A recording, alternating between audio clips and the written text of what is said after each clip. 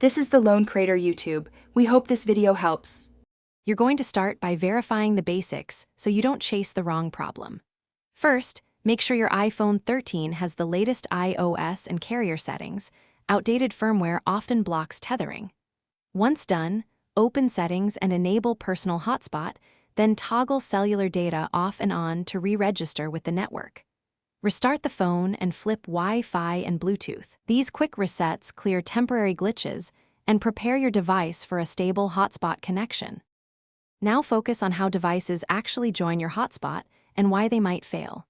Verify the hotspot name and password under Personal Hotspot and choose WPA2 for compatibility. Weak or weird characters can block some devices. If Wi-Fi pairing won't stick, try a USB or Bluetooth tether. These bypass local Wi-Fi interference. Make sure the client device forgets the network and then reconnects. That clears cached credentials and forces a fresh DHCP lease, which often, to finish, escalate methodically so you don't lose data. If issues persist, reset network settings to wipe problematic profiles and cached rules. This often restores hotspot functionality.